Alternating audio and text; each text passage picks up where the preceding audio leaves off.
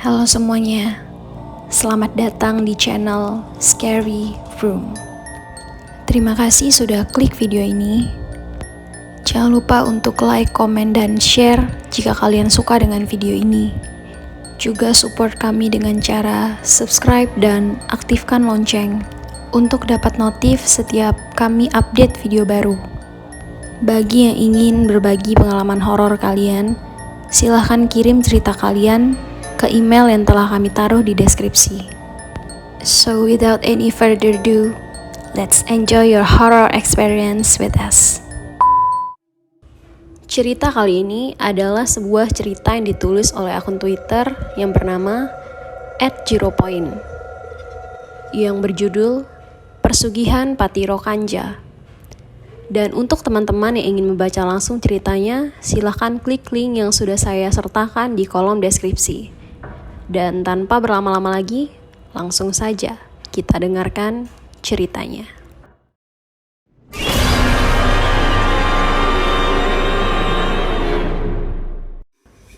Thread ini menggunakan sudut pandang POV orang pertama atau narasumber. Segala bentuk nama dan tempat telah disamarkan. Panggil aja aku Rini. Ketika mengetik ini sekarang, aku ada di balai warung yang gak jauh dari makam ibu. Aku baru saja mengunjungi makam ibu yang mana sejak meninggalnya belum pernah kulihat jasadnya karena banyak alasan. Sedih banget ketika sekarang aku baru mengetahui kalau alasan-alasan itu hanyalah alibi bapak untuk menutupi perbuatan biadabnya. Bapak melakukan persugihan dan ibu salah satu korban tumbalnya. Orang yang selama ini kupercaya tempatku bersandar ternyata adalah manusia yang mengerikan, kafir, dan pembunuh ibuku. Sejujurnya aku bingung mulai cerita ini dari mana.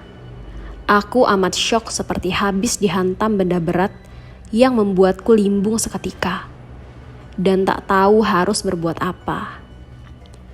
Maaf ya kalau ceritanya berantakan. Aku baru saja menuntaskan studi aboardku.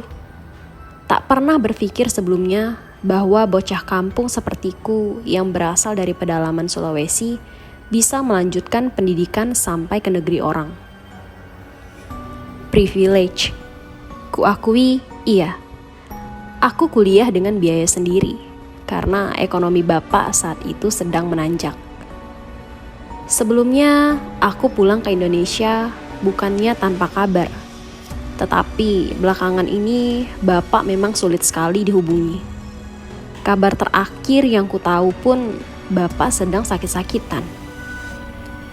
Namun kepulanganku mendadak membuka satu persatu rahasia yang selama ini disembunyikan oleh bapak. Ketika aku pulang ke rumah, aku terkejut ketika melihat orang asing di rumah yang ternyata dia ialah istri baru bapak. Bapak tak pernah bilang sebelumnya bahwa dia menikah lagi.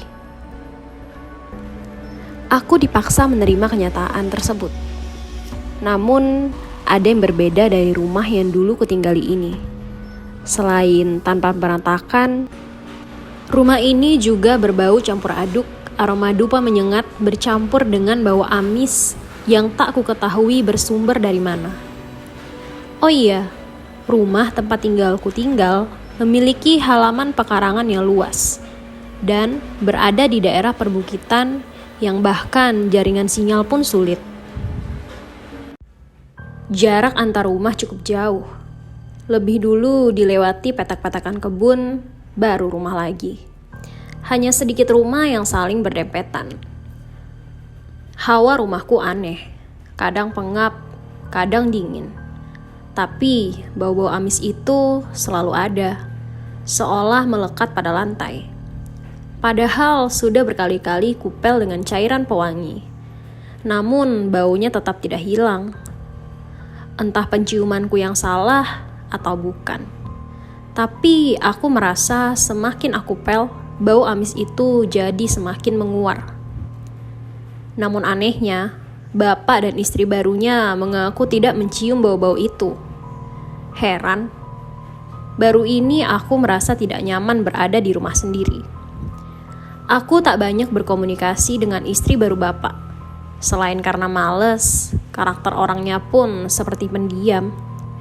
Bahkan dia seperti cenderung menghindariku. Keganjilan dimulai kala satu malam. Banyak orang-orang berpakaian serba putih datang ke rumah. Mereka seperti menuakan bapak. Kalau kata bapak, mereka adalah jamaah pengajiannya. Namun mereka semua tampak aneh. Masing-masing dari mereka menyerahkan satu kantong hitam yang berbau seperti daging busuk. Kuperhatikan tiap-tiap dari mereka menatap istri baru bapak dengan ganjil. Sampai-sampai perubahan raut wajah ketakutan terlihat jelas dari wajah istri bapak. Malam itu aku disuruh masuk ke kamar oleh bapak. Namun rasanya rumah mendadak pengap dan panas. Aku pun bermaksud membuka sedikit pintu kamar. Aku kaget pas melihat mereka semua melakukan pengajian dengan aneh. Mereka duduk bersila mengeliling yang dimana di tengah-tengahnya ada istri bapak yang duduk sembari memangku sesaji dan di hadapannya ada banyak burung-burung gagak mati yang dijajarkan. Asap dupa mengepul di mana-mana. Orang-orang itu menggelengkan kepala cepat seperti orang kerasukan. Sembari membaca ayat-ayat yang kurasa itu bukan ayat doa, melainkan mungkin mantra. Yang paling mengejutkan ialah ketika mereka semua masing-masing memakan bangkai burung gagak yang masih utuh, termasuk bapak dan istrinya yang memakan paling banyak sembari menangis seperti terpaksa. Mengingat kejadian itu, aku masih merasa mual. Sejak saat itu, aku merasa ada yang gak beres dengan bapak dan rumah ini. Aku takut dan benar-benar gak berani keluar kamar. Sepanjang malam, aku gak bisa tidur. Aku mendengar suara desahan. Maaf, seperti orang sedang berhubungan dari kamar bapak. Tapi di waktu yang sama, aku juga mendengar suara bapak masih ada di ruang tamu. Lalu, siapa yang mendesah di kamar bapak? Gak sampai di situ. Puncaknya, aku mendengar suara anak kecil merintih kesakitan dari arah kamar belakang. Kamar yang terpisah dari rumah utama. Letaknya ada di halaman belakang, dekat sumur. Suara itu terdengar nyata dan jelas. Karena penasaran, aku coba untuk memeriksa. Halaman belakang gelap. Aku harus lebih dulu melewati sumur berlantai batu yang licin karena berlumut.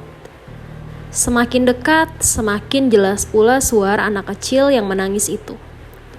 Namun, kamar tersebut dikunci gembok.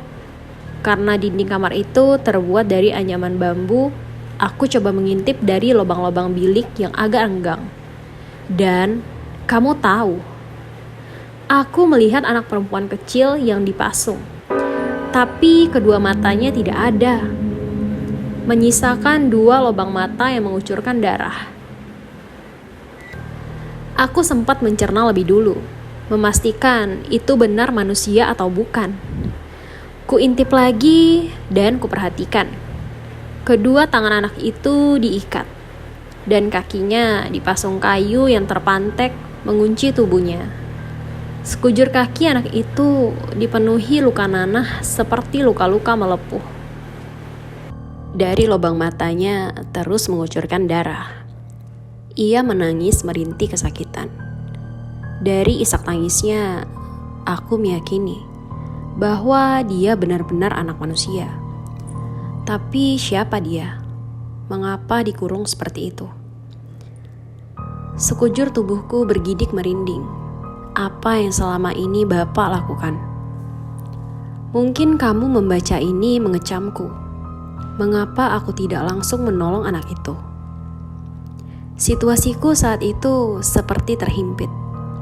Pikiranku masih berupaya mencerna rangkaian kejadian-kejadian aneh yang kutemui.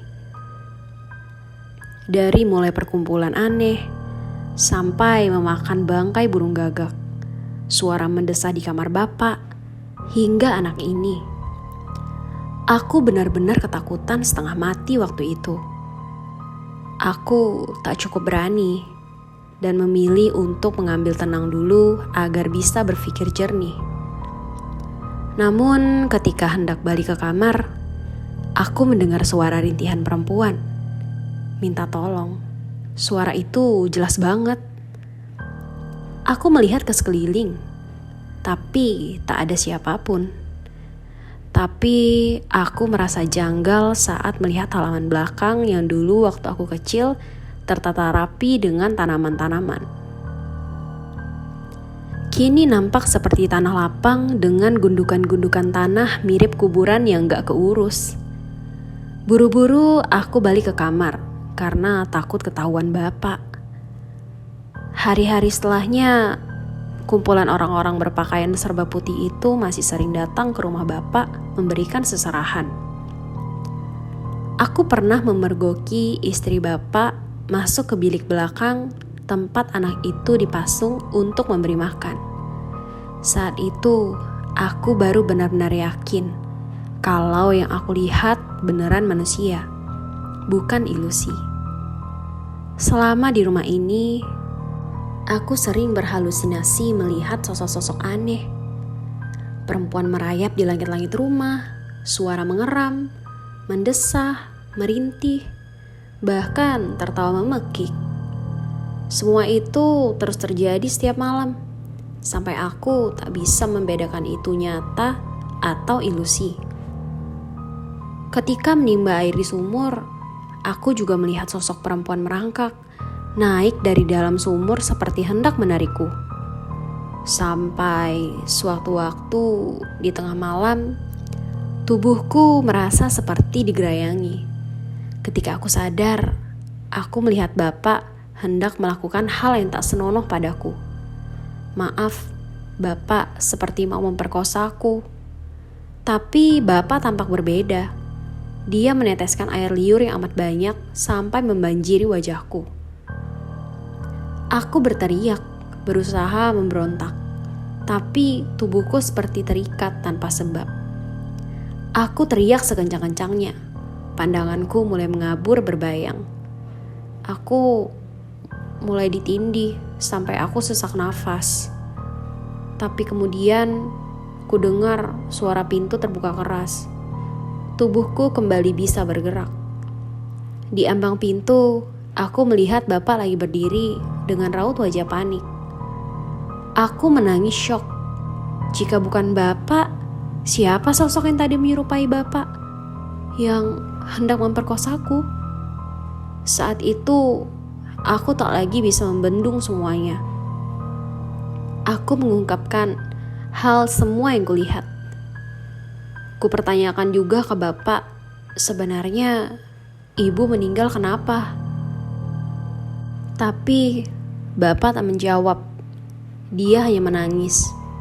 Besoknya, bapak tiba-tiba sakit sampai gak bisa bangun dari kasur. Bapak sulit makan. Semua makanan yang disuapi langsung terbuang lagi lewat muntah. Bapak hanya bisa makan makanan yang diberikan istrinya. Aku pernah mengintip. Ternyata istri bapak memberikan makanan bangkai burung gagak yang langsung dilahap habis-habisan oleh bapak sampai bekas-bekas darahnya ikut dijilati.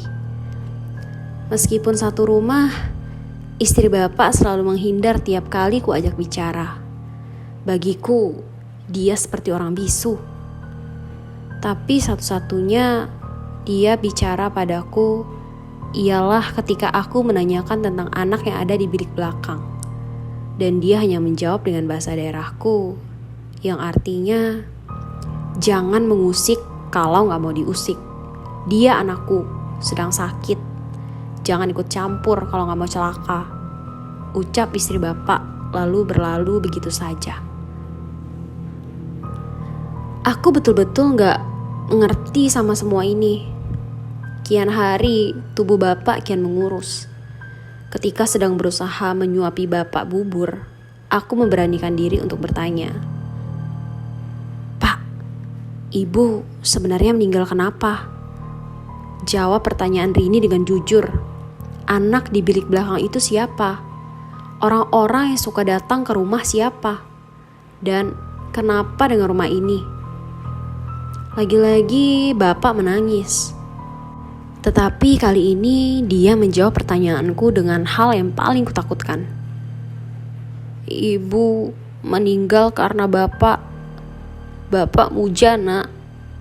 Anak itu anak tiri Bapak. Bapak harus terus menikah lagi, lalu menumbalkan mereka, dan menyerahkan istri-istri Bapak ke makhluk itu, agar Bapak terisak. Tubuh rentanya gemetar. Agar kita selamat, agar kamu tidak menjadi tumbal dia. Lanjut Bapak. Dugaan terburuk yang ada di kepalaku terbukti benar. Jadi ibu meninggal jadi tumbal. Bapak gak sangka semua jadi seperti ini. Kamu harusnya jangan pulang. Biar Bapak yang menyelesaikan ini. Malam itu menjadi mimpi buruk yang kuharap segera bangun. Aku masih gak bisa menerima kenyataan semua ini. Aku gak tahu lagi harus berbuat apa setelah mengetahui semua ini sekarang. Anak yang kulihat di bilik belakang itu ternyata saudara tiriku yang dipersiapkan untuk tumbal. Matanya bolong karena dicongkel dengan jari Bapak sendiri. Oh iya, satu lagi. Gundukan tanah di halaman belakang itu ternyata adalah kuburan tumbal-tumbal yang gak lain ialah saudara-saudara tiriku dan istri-istri Bapak sebelumnya. Di sini, di kuburan Ibu, rasanya aku ingin menyalahkan Ibu. Kenapa Ibu membiarkan Bapak bersekutu dengan setan? Dunia yang kubangun hancur seketika di kepalaku saat ini. Apa sebaiknya aku menyusul Ibu saja? Demikian cerita kali ini. Bagi yang baru bergabung, jangan lupa untuk like, comment, share, dan subscribe channel kami. Dan aktifkan lonceng agar kalian dapat notif saat kami upload video baru. Untuk kalian yang ingin berbagi cerita, silahkan kirimkan ke email kami yang ada di deskripsi. And see you on my next video.